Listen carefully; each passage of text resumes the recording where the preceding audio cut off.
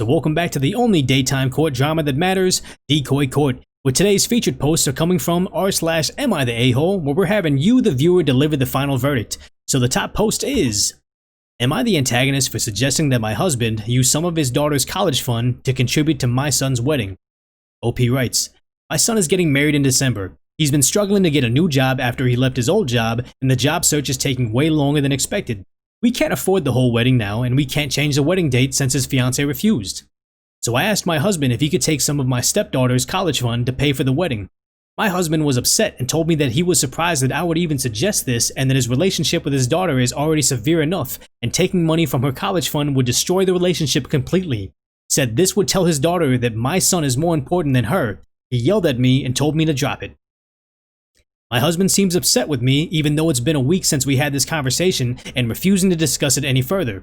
Edit, to say that I did tell him I'll pay him back, but he lashed out at me and said that the best option is to postpone it, but my son's fiance is being controlling and demanding we don't change the date, saying it's not my wedding and I don't have a say. Also, I have a good relationship with my stepdaughter, and she's very smart. To be honest, she doesn't even know her dad, and I had this conversation, and I don't know whether she'd be okay with it, but my husband already gave me an answer. So taking the case and rushing it over to Decoy Court so I can give you my knee-jerk reaction to the situation is, this person's so entirely clueless the idea that this isn't just money that's laying around to be spent on whatever they want, a new car, a new house, a wedding, or whatever. It's for her college, it's for her future, it's money that they're never going to get back. And the idea is, if they're having trouble paying for a wedding right now, what makes them think that they're going to be more responsible in the future when it comes time for her to go to college? Absolutely not. And the idea of how clueless they are, they talk about, hey, my husband seems upset with me even though it's been a week since we had this conversation. It's like, but he refuses to discuss it any further. Yeah, he's still upset with you because you keep on bringing it up and he keeps on shooting it down. The idea is, oh, the best option is to postpone because that's their only option because they can't afford the wedding right now. But they said the son's fiance is being controlling and demanding we don't change the date. Okay, she's been controlling over what? Controlling over money that she doesn't have? Over a job that the husband doesn't have? Like, they don't have the opportunity to get married right now. So why in the world would they be in a situation where they're like, I'm controlling, had the wedding, figure it out? This sounds like a nightmare entirely. So I'm going to go ahead and say, OP, you're the entire antagonist, or everyone kind of sucks here with the exception of the father because he's doing right by his daughter. I'm bringing it over the Decoy defense. Like, what would be the situation that, you know, is the inverse of that is, we don't really know the situation that's causing the daughter to, or the son's fiance to be controlling. Is this a situation where they had to get married or she faces deportation? They have to get married because her mother's going to pass away in the next 3 months, so they really want the mother to be there. The father's about to go serve a long jail sentence, so he has to walk her down the aisle. You don't know what it is. Maybe there's an actual valid reason as to why they need to have the wedding this way, and with that money, there could be some sort of time constraint, so that could be a reason, but still good on OP's husband for standing firm, supporting their daughter. So OP's father, you're not the antagonist. Decoy Court is sentencing the OP to be the antagonist, and also everyone else sucking there because the whole the son and the fiance being demanding. So we're going to take a brief recess in Decoy Court. I encourage you to drop your comment down below for story number 1 on whether or not they're the antagonist for asking for college fund to pay for a wedding.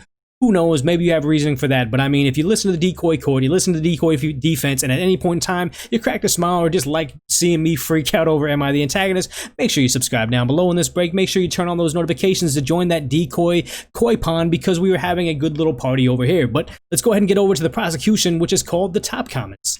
So the top comment is, you're the antagonist. How could you even ask that? That's your college money, not your son's wedding money. Your son and his fiance need to figure something out in a way that it doesn't involve stealing from a 16-year-old. Sheesh, lady. Very true. The next top reply, you're the antagonist. It's his daughter to use for college, and by using the money, you're telling the daughter that your son's wedding is more important than her college education. Just have a simple ceremony and leave it at that until you can have a proper celebration when your son can get a stable job. And that's the bizarre thing. They're saying she's being super controlling with the situation. It's like, she's being super controlling of what? She doesn't have the money. Who is she pushing around right now other than her fiance's mom's new husband's bank account for his daughter? Like, that's not something you have any bearing over, but maybe we can find some defense over in the controversial section. So the top controversial section is, everyone sucks here. Shame on your husband for marrying someone down to your level. Okay, I mean, whatever.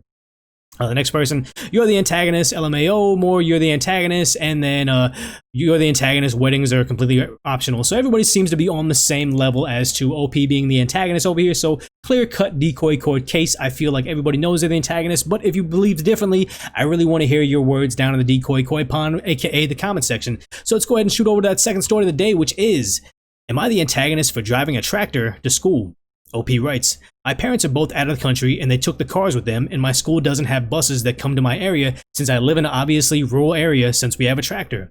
While my school is in the suburbs, it's a bit far away. To deal with this, I just drove to school in a tractor. I didn't see how it would be a problem. It takes up no more space than a pickup truck, and the parking lot is rarely more than halfway full other than on major school events.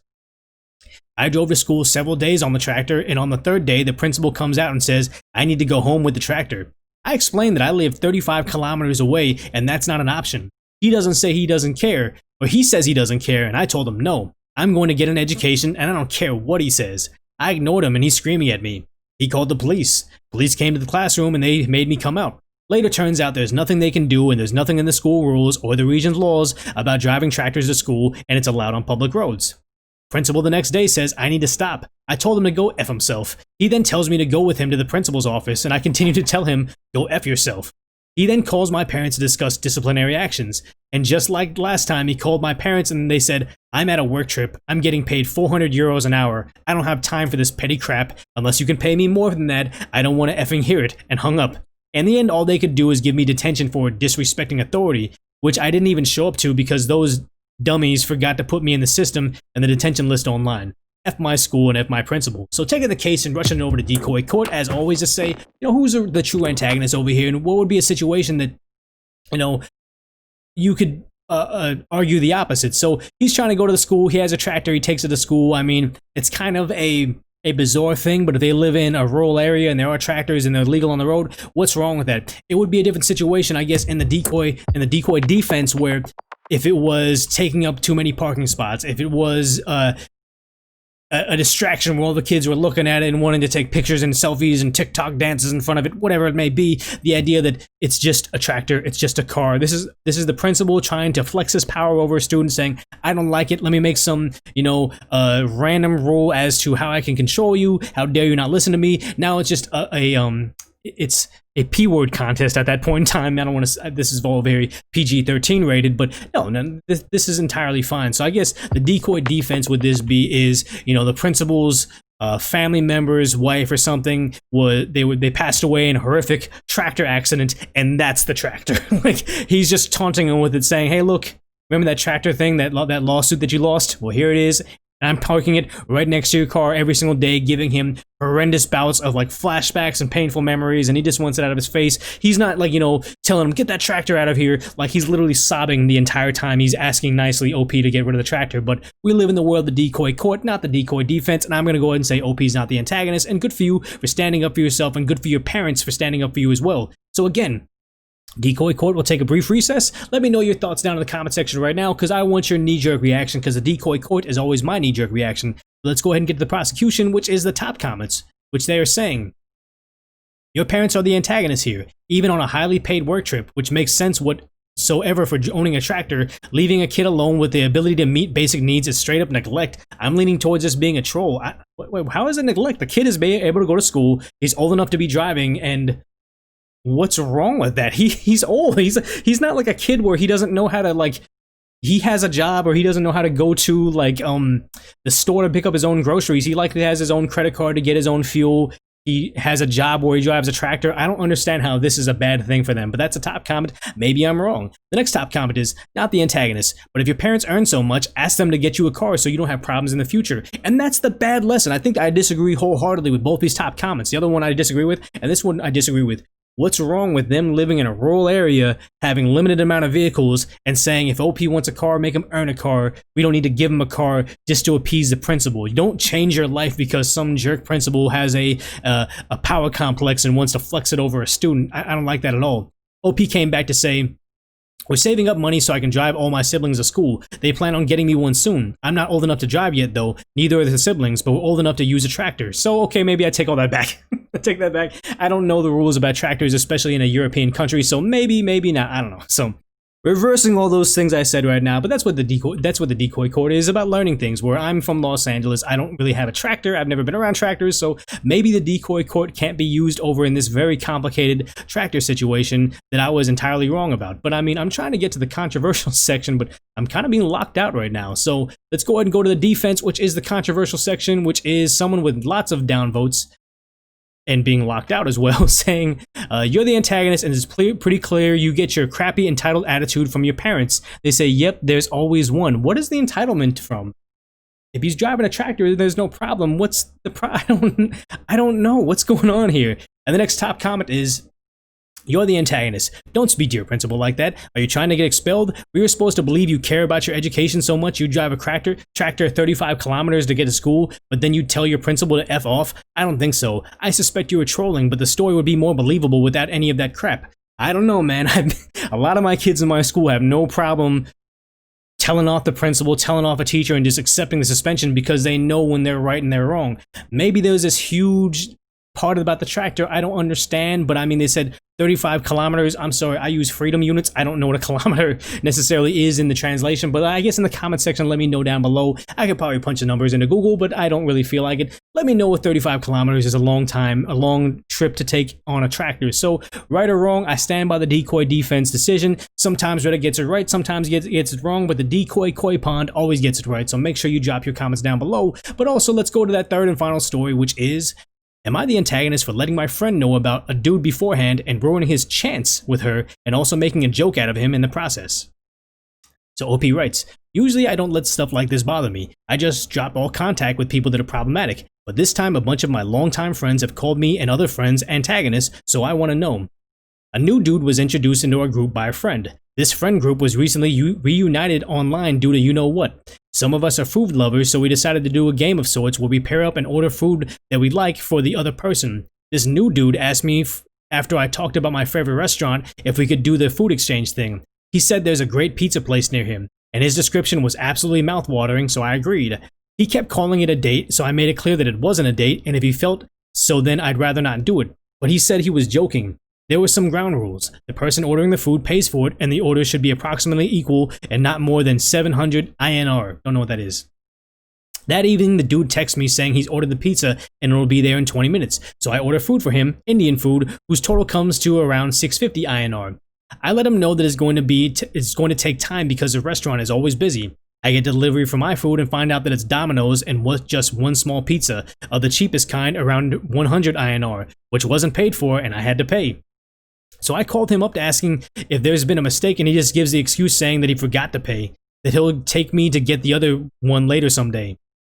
I just say, haha, nope. I call the restaurant I ordered in and tell them that I'll be there to pick up the order and increase the order. Me and my family had an absolute amazing meal that day. Later, the friend introduced me to new dude in our group, calls me saying what I did was petty, etc. I told them if I wanted to give to charity, I'd donate to the local NGO, and if I wanted to be swindled, I'd invest in a multi-level marketing scheme. He says that new dude's super rich, he just vets women that way. I say I don't like insecure and manipulative people, so good riddance. I obviously told my girlfriends about this incident. Well, this week, new dude hits up one of my friends and tells them the same exact thing. He agrees, but this plays him.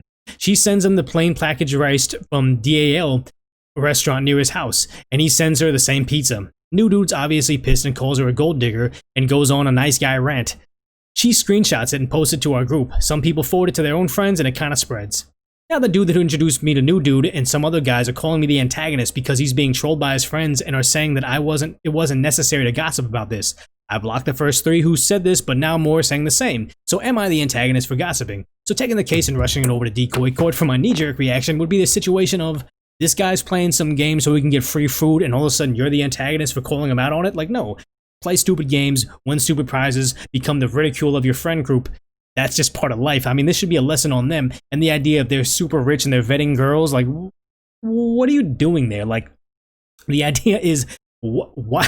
Like, how is that vetting them? Sending them a small Domino's pizza that they had to pay for? I don't understand that being, how that doesn't vet anything at all. But I guess I'll go into my own personal story real quick. Is the idea that I met somebody new. starting to date, and I just kind of always mess around saying, oh, I always like this place called Domino's Pizza Kitchen. You know, it's really great. It's in this area. So apparently she told all her work friends that she lives next to the place that I told her about, Domino's Authentic Pizza Kitchen, and took all her work friends for their lunch break all the way out there, only to discover that it was a Domino's pizza. And honestly, she stopped talking to me since then. She said she pulled into there. She's like, it's not I don't know Domino's Pizza Kitchen. I'm like, yeah, I was laughing. It's Domino's Pizza. And she stopped talking to me after that. So I inadvertently trolled her. Didn't really mean to do it that way, but I mean, I could see why she was embarrassed by taking all her friends to this place that, you know, one of her guy friends told her about, this really fancy restaurant that she's going to show up to, and it ends up being a Domino's. Made her look foolish, made me look like a jerk, so I kind of realized why I was the antagonist there, but I mean, it was kind of just me trying to have a fun time, but it backfired. But back to this story over here, saying what is the decoy defense is... maybe he's like the king or the prince or something, and just wants to know if somebody can have a good laugh about, you know, Domino's Authentic Pizza Kitchen and just be okay with it. But I mean, as always, it backfires for him, backfired for me. I mean, that's just a part of life. So let's go ahead and say Decoy Court is going to take another brief recess. I encourage you to tell me about story number 3. Are they the antagonist? Are they not the antagonist? And what would you have personally done in that situation to make them know that they're not doing an okay thing? So with the top comment being... not the antagonist. He's a jerk who thinks he's better than everyone else and needs to prove that women are evil. Very true. And the next top comment from OP was, also, he's foolish to try the same thing with a woman from the same group. I wish I could post a nice guy rant. He sent me friends pictures of stacks of pizza boxes and drinks which looked like he saved up from Google. Oh, okay. Next top comment, he's cheap, lies, and reneges on promises. He shouldn't do that if he wasn't wanting to be called out for it. True. And OP says, that's what I thought. If he could not order, he didn't have the money then or something, he could just cancel. There would be not any issues. Frankly, I don't get people testing for gold diggers. We went on a date and I didn't need to be vetted. Honestly, the part about not getting the pizza is what pizza he described was what irks me the most. Yeah, he's a liar. He's not vetting anybody. He's just a jerk. And the idea of, you know, he's vetting potential dates, where they said it's not a date, it's not a date, it's not a date. And the idea that that type of person that's doing the whole nice guy rant, later on they said, OP was like, yeah, I blocked the first 3 people, but more people have been hitting me up. I imagine the nice guy hashtag person is going to be the one that's going to make multiple accounts, multiple numbers, and have nothing better to do other than to, you know, troll this person. So the next top post, controversial section is, more information. Did he pay for your friend's pizza? And OP says, no, he didn't. She paid for his plain rice is why he was being trolled more. And the next reply was, sounds like he got his comeuppance. Play stupid games, win stupid prizes. Also, I love the idea of food exchange. I'm going to try that and introduce that to my friend group. It's a fun, safe way to interact during the lockdown, not the antagonist. And one thing this reminds me of, it's not the same thing, is dinner roulette, where you go somewhere like a nice restaurant and you go with like 6 of your friends, and you just say, okay, everybody's going to place their credit card in a hat, and you're just going to have the waiter go through there and pick the one credit card to pay. High risk, high reward. I mean, it's a fun way to do that. I miss restaurants right now. So, you know, that's my spiel for today. If you enjoyed the Decoy Court for what it is, please make sure you subscribe down below and turn those notifications on so you can join that Decoy Koi pond. I'm making a bit of a pivot with my channel direction and what I'm doing. So if you like what I'm doing, let me know down below, and also maybe share this video, share this channel. But if nothing else, go ahead and put this on autoplay and watch the next episode of Decoy Court coming up next.